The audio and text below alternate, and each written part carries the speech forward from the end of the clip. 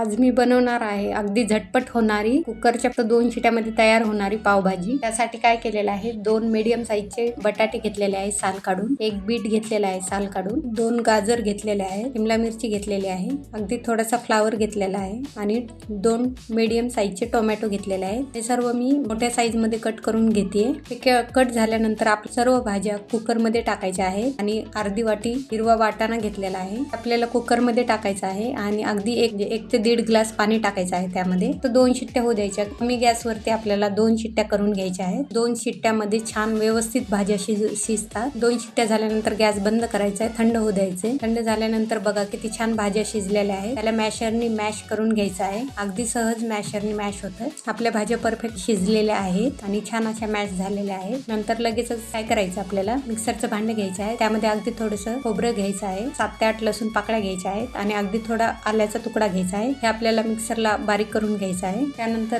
गॅसवर कढई ठेवायची आहे। कढईमध्ये बटर टाकायचं आहे, बटर आणि तेल टाकायचं आहे। तेल बटर गरम झाल्यानंतर त्यामध्ये मोहरी टाकायची, जिरे टाकायचे। मोहरी जिरे तडतडल्यानंतर बारीक कट केलेला कांदा टाकायचा आहे। कांद्याला 1 ते 2 मिनिटांसाठी परतून घ्यायचे। नंतर आपण अद्रक लसूण आणि खोबरं बारीक करून घेतलेलं आहे ते टाकायचे, त्यालाही परतून घ्यायचे व्यवस्थित। 1 ते 2 हिरवी मिरची घेतलेली आहे मी बारीक कट करून, ती टाकायची त्यामध्ये। त्याला चांगलं 2 ते 3 मिनिटांसाठी चांगलं परतून घ्यायचं आहे। कांद्याचा कलर बदलत आला की त्यामध्ये आपल्याला पाव चमचा हळद टाकायची, 1 ते 1.5 चमचा लाल तिखट टाकायचे आणि 1.5 चमचा पावभाजी मसाला टाकायचा आहे। मी लाल तिखट कमी तिखटवाले यूज केलेला आहे। त्यानंतर हे सर्व मसाले आपल्याला 1 ते 2 मिनिटांसाठी परतून घ्यायचे आहेत। मसाले परतल्यानंतर त्यामध्ये लगेच मॅश केलेल्या भाज्या टाकायच्या आहेत। भाज्या टाकल्यानंतर छान असं त्याला मिक्स करायचं आहे, व्यवस्थित मिक्स करून घ्यायचं आहे। त्यामध्ये अगदी मी कपभर पाणी यूज केलेलं आहे। पाणी टाकायचं अगदी थोडंसं आणि चवीप्रमाणे मीठ टाकायचं आणि त्याला व्यवस्थित मिक्स करून 5 मिनिटांसाठी झाकण ठेवून त्याला शिजू द्यायचं आहे। अगदी 5 मिनिटात छान अशी भाजी शिजते। बघा किती छान कलर आलेला आहे। अगदी हॉटेलपेक्षाही भारी पावभाजी बनलेली आहे। सुगंध पण छान येतोय पावभाजीचा। त्यामध्ये वरती कोथिंबीर टाकायची आहे। अगदी कमी वेळात आणि झटपट अशी तयार होणारी पावभाजी तयार झालेली आहे। ती आपल्याला बटर लावून पाव भाजून घेतलेला आहे। पावभाजी आपली पाव सोबत गरम गरम भाजी सर्व करायची आहे। बटर लावलेले पाव आहे। पावभाजी खूपच छान झालेली आहे। तुम्ही पण नक्की ह्याप्रमाणे करून बघा, अगदी झटपट होते आणि चवीलाही अप्रतिम लागते। रेसिपी आवडली असेल तर लाईक आणि सबस्क्राईब करा। धन्यवाद।